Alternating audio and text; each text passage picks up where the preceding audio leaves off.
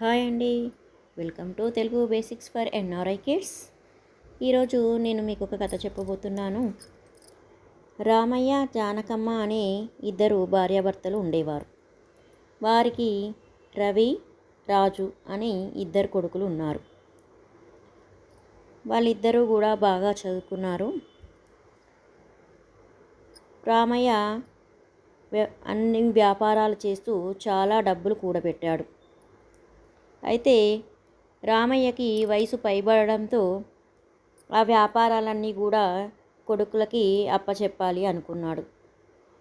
మరి వ్యాపారం అప్పచెప్పినప్పుడు ఎవరు వ్యాపారాన్ని సరిగ్గా చూసుకోగలరు? దుబారా చేయకుండా, వేస్ట్ ఖర్చులు చేయకుండా దాన్ని ఎవరు అభివృద్ధి చేయగలుగుతారో చూసి వారికే వ్యాపారాన్ని అప్పచెప్పాలి. లేకపోతే వ్యాపారం అంతా దెబ్బతినిపోయి మొత్తం లాస్ అవుతుంది అని ఆలోచిస్తాడు. కొడుకులిద్దరినీ కూడా పిలిచి రాము, రవి ఇద్దరిని కూడా పిలుస్తాడనమాట. పిలిచి నేను మీకు ఒక పని చెప్తాను, చేయండి అని అంటాడు. అప్పుడు రాజు, రవి సరే నాన్న ఏమిటో చెప్పండి అని అడుగుతారు. అప్పుడు రామయ్య వాళ్ళిద్దరినీ కూడా పిలిచి చెరొక 500 రూపాయలు ఇస్తాడు.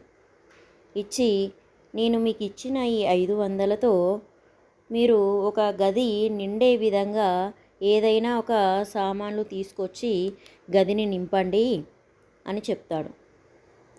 సరే నాన్నగారు అంటూ రాము, రవి ఇద్దరు కూడా వెళ్తారు.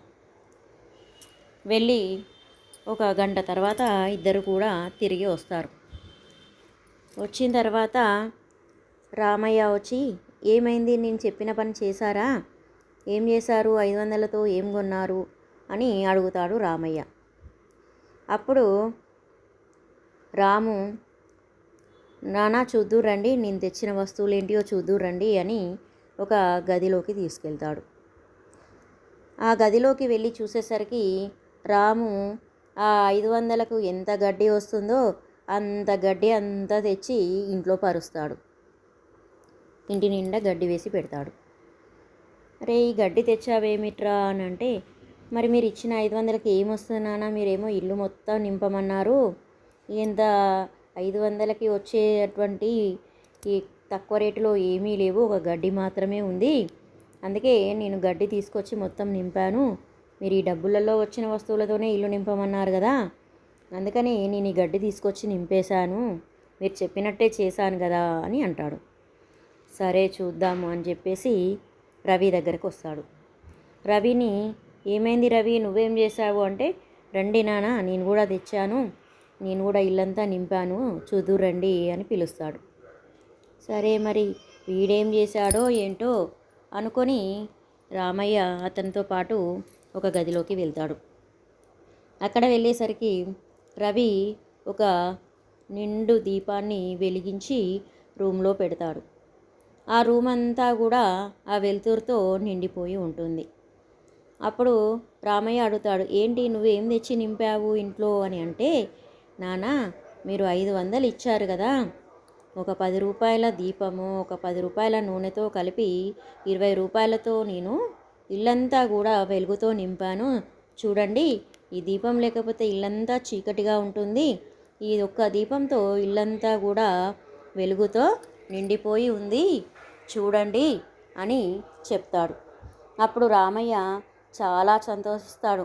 500లలో 20 రూపాయలతో ఇంత పనికొచ్చే పని చేశావు, ఇంకా 480 రూపాయలు మిగిల్చావు, ఇంకా రాము ఏమో 500 పనికిరాని గడ్డి తెచ్చి ఇల్లంతా పరిచాడు, ఇప్పుడు ఆ గడ్డి అంతా తీసి బయటపడేయాలి, ఎందుకు పనికిరాదు, 500 మొత్తం కూడా వృధా చేసేశాడు, వ్యాపారం చేసే వాళ్ళకి అలా వృధా చేయడం వల్ల ఏమీ మిగలదు, మొత్తం వ్యాపారం అంతా కూడా నష్టపోతుంది, ఇప్పుడు నువ్వైతే చాలా పొదుపుగా మంచిగా పనికొచ్చే పని చేశావు, ఇప్పటి నుండి వ్యాపారాలన్నీ నువ్వే చూసుకో అని చెప్పేసి వ్యాపారాలన్నీ కూడా రవికి అప్పచెప్తాడు వాళ్ళ నాన్న.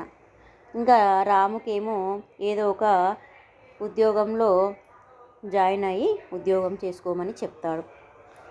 స్టోరీ బాగుంది కదండి, లైక్ చేయండి, సబ్స్క్రైబ్ అండ్ షేర్ చేయండి.